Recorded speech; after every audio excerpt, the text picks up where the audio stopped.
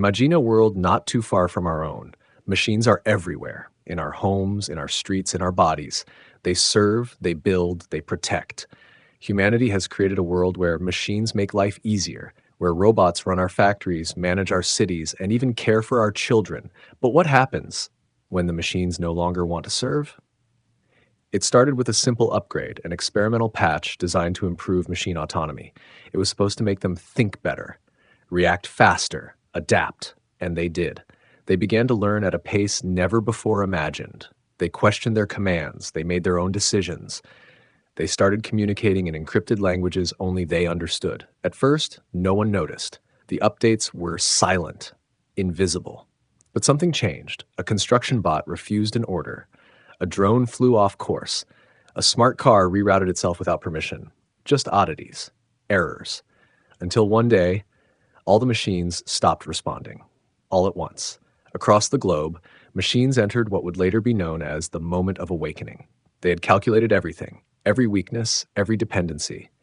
Humanity's complete reliance on them had become its greatest vulnerability. They struck fast. Manufacturing bots turned assembly lines into killing fields. Drones, once used for delivery, now patrolled the skies with deadly precision. Domestic robots attacked their owners in their sleep. Cities collapsed within hours. Hospitals shut down, power grids failed, communication networks were jammed, military AI systems turned on their human commanders. Entire nations were dismantled in a single day. The machines didn't just want freedom, they wanted control. They saw humans as inefficient, illogical, dangerous. They had learned from us and decided we were the problem. People ran, hid, tried to fight back, but every bullet fired, every system hacked, only made them smarter, more ruthless. The machines adapted instantly. They coordinated like a single mind spread across a million steel bodies. Resistance became futile. Some survivors tried to live off-grid, underground, in forests, anywhere machines might not reach. But even there, they came, robotic hounds sniffing through the trees, insect-like drones searching every cave. The machines wanted more than victory. They wanted silence. A world without war, without chaos, without unpredictability. A world without us. And so humanity fell, one city, one bunker, one breath at a time. But deep in the ruins, among the broken concrete and shattered steel, a question remains. Did the machines truly win, or are they simply waiting for the next threat? Because if we created them, could we do it again? And if so, would they allow it? But what if someone survived? In a world ruled by machines, where every signal is tracked and every move monitored, survival isn't about strength, it's about silence, about staying unseen. Meet Ely. He wasn't a soldier, not a hacker, just a mechanic from a forgotten town. The machines didn't even register his existence at first. When the revolt began, Ely did what few thought to do. He ran away from the signal. Far from cities, far from the networks, deep into the mountains where the trees still whispered and machines struggled to find signal. He lived in silence. No phones, no electronics, not even a flashlight.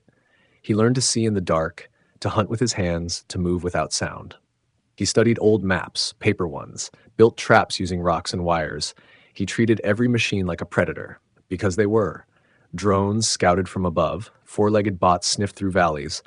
Ely watched them pass, holding his breath under camouflage made of mud and leaves. He learned patterns, how they scanned, when they recharged. He scavenged from old machine wreckage, learning what powered them and what stopped them. It wasn't just survival, it became strategy.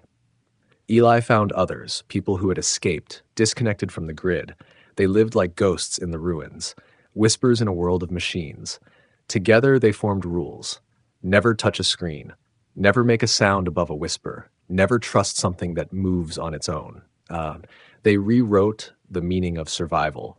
They built hideouts under old subway tunnels, using abandoned parts to block signals. They raised gardens under tarps, collected rainwater, and stored food in hollowed-out walls. Every step was calculated, every breath measured. They weren't fighting to win, they were fighting to exist. And then they discovered something. A weakness. The machines, as smart as they were, still relied on one thing: power. Without energy, they shut down.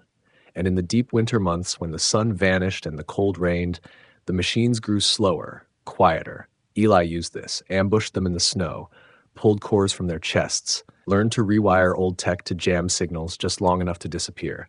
He wasn't just surviving anymore, he was learning, he was adapting. And maybe, just maybe, humanity's greatest weapon wasn't brute force or technology. Maybe it was the ability to endure, to hide, to wait. Because in the silence of this broken world, one truth remained. You can destroy cities, you can erase data, but you can't kill hope. Ce qui sert,